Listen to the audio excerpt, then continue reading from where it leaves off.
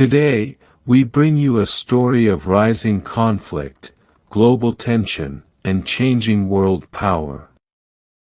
This is the Israel-US war with Iran, an unfolding struggle that is reshaping the Middle East and reaching far beyond its borders. 1. Background: why it started. The tensions between Israel, the United States, and Iran did not begin overnight. For decades, Iran and Israel have been rivals. Iran built missiles and supported armed groups in countries like Lebanon and Syria. Israel saw this as a threat to its safety. The United States, a close ally of Israel, has also been deeply concerned about Iran's nuclear and missile programs. In recent years, these disputes turned into real fights, first through small clashes and proxy wars, and then into direct confrontation. The region has long feared that small fights could spark something much bigger. 2. Operation Epic Fury, the beginning of the war.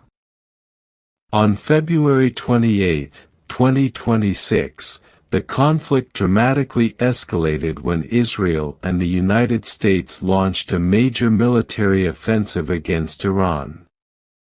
The operation was called Operation Epic Fury. In the early hours, warplanes and missiles struck targets across Iran, including military bases and missile sites. The goal was to weaken Iran's military power and stop its ability to develop long-range missiles and nuclear technology. In one of the most shocking moments, strikes hit the compound of Iran's supreme leader, Ayatollah Ali Khamenei. Reports say he was killed in the attack, a moment that sent shockwaves through the region and the world. 3. Rapid escalation and retaliation. Iran responded with force. Iranian missiles and drones were launched toward Israel and U.S. military bases in neighboring Gulf countries. These strikes caused casualties, damaged infrastructure, and triggered widespread alarm. The conflict didn't stay confined to Iran and Israel. Other countries felt the shockwaves. Saudi Arabia summoned Iran's ambassador after Iranian attacks hit its territory. Combat spread to Lebanon, where Iran-backed fighters known as Hezbollah began launching rockets at Israel. This marked the beginning of a much larger regional battle. 4. Civilian impact and global concerns. As missiles flew and military strikes continued, civilians on all sides suffered. Hospitals, homes, and cities were damaged. Hundreds of Iranians were killed, and dozens were killed in Israel and Lebanon. The war also disrupted global energy markets. The Strait of Hormuz, a narrow sea passage that carries a large share of the world's oil, was effectively closed, as Iran warned ships not to enter its waters.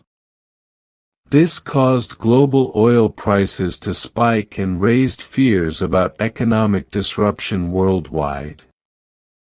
5. United States troop losses and political effects.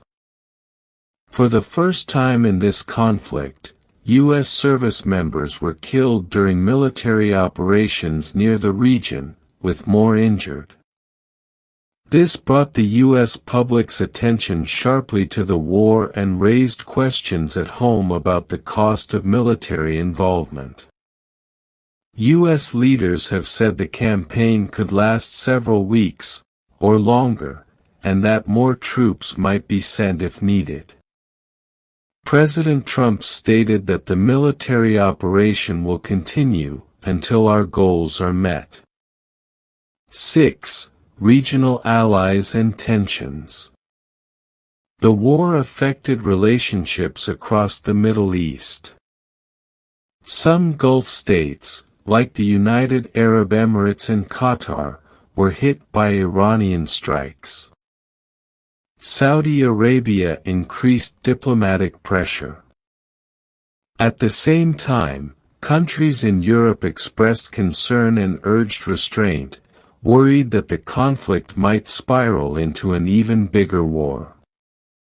Global powers such as Russia and China also warned about the dangers of a wider conflict that could destabilize the world economy and security.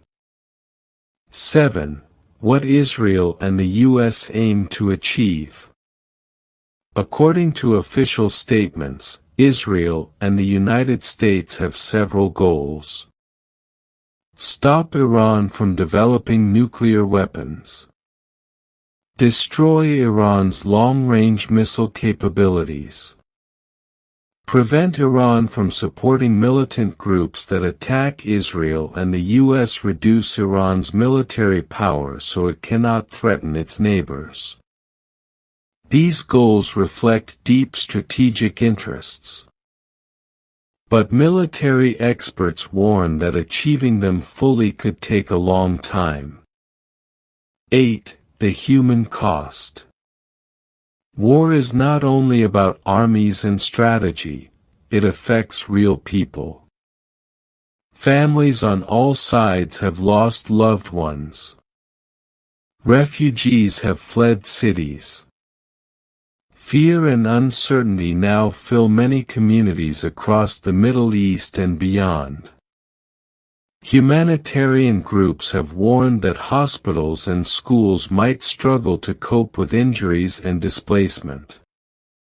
Civilians who lived far from battle zones now face rising food prices and insecurity.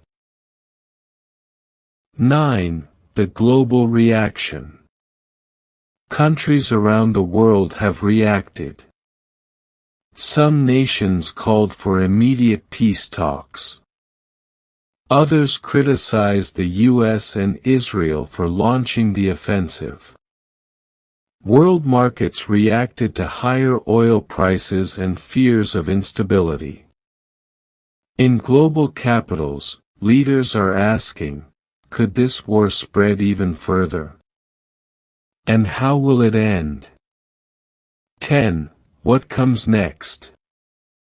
As of March 2, 2026, the conflict is ongoing. Military operations continue. Diplomats are meeting, trying to find ways to reduce tensions. But no peace deal has been reached. Analysts say that this war, and its consequences, could shape international relations for years to come.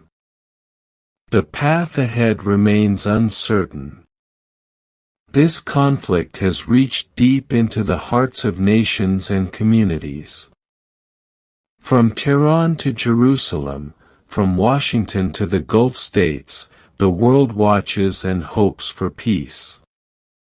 This is not just a war of weapons, it's a war that tests diplomacy, humanity, and our shared future.